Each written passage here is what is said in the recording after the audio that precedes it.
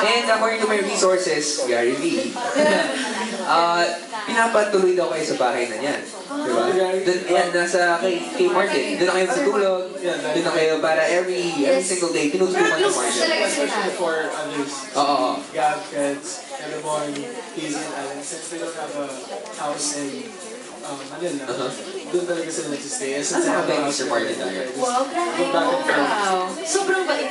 So kasi si Casey, hindi siya minimentor ni Sir Martin. And then Alan also. Pero doon sila tumira kay Sir Martin. Wow. Pero pamilya na talaga sila. Close talaga sila. So how was the experience of being mentored by the great Martin Rivera? Parang, I can't thank him enough. He's given us too much actually.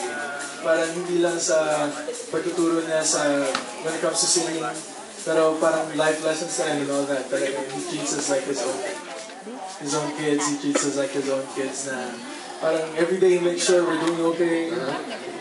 We're eating fine, you know, that talagang parang dad talaga. So, tutok na tutok talaga sa'yo. Tutok talaga. Yeah. And then I saw some of your photos nung lumaki kayo nakatira. Parang like sila Casey, nasa isang bed. Ang saya-saya. No, not two of them. Parang nagkakarutan sila. Yeah, sobrang close nila talaga. And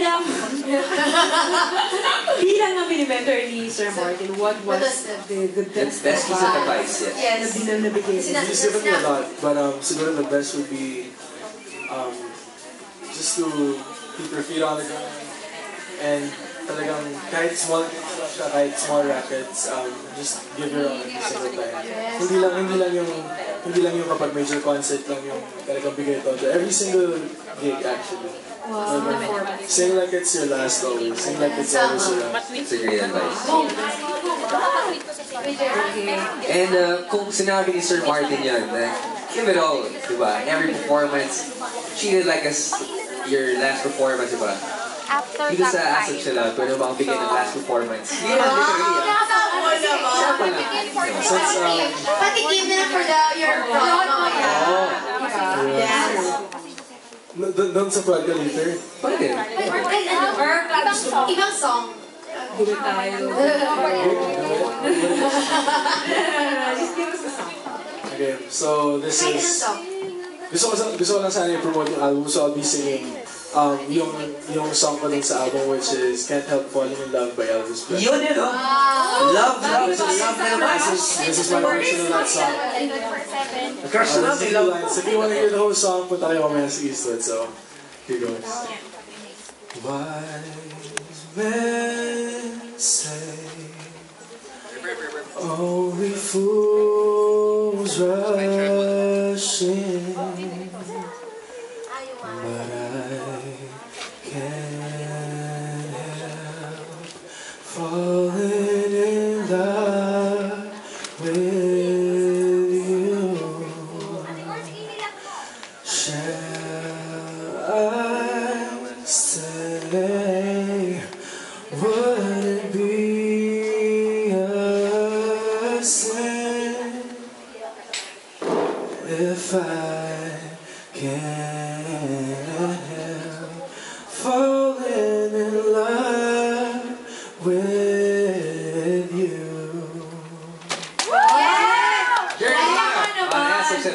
Iba ka naman.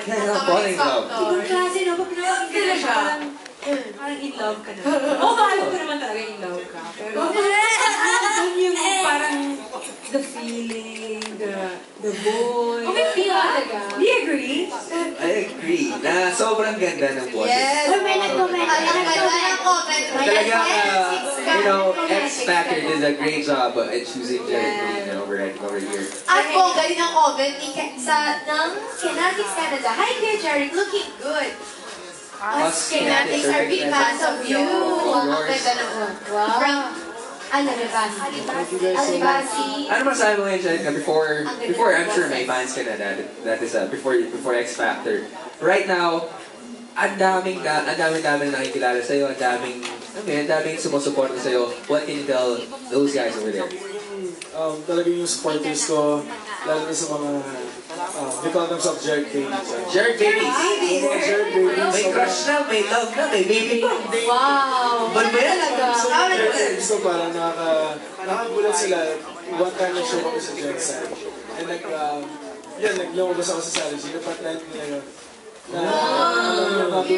Parang napatrend na lang nila. Nagulat ako ng mga friends ko, mga family ko. Nag-text sa akin, nag-trending daw ako. Parang umabot ng top 2 and all that. So, grabe ko lang mga support. So right now, pagkatapos ng X Factor, ano ba mga plano mo? Yes. Since I'm part of the Star Magic family now, sana, ako personally, I really wanna release a solo album na parang John Mayer. Kasi I play the guitar too, so mahilig ako sa acoustic feel, I like that. And sana maka-release ako. I wanna write my own songs too. And sana tuloy-tuloy. Yeah. Good luck, X Factor. I'm sure you'll be moving on. And congratulations once again, Jerry Medina. Thank you guys. And good of luck to course, aabangan siya mamaya sa Asap Live. As a full circle, I'll be there. good luck to your future endeavors, okay? Could you invite everyone? Sa Eastwood ka rin ba? Mamaya, the show starts at 7 p.m. It's gonna be at Eastwood Central Mall. So we're gonna be having our grand launching of this X Factor All-Star album. It features top 12. It features the top 12. Isang song kami lahat. And we have a bonus track.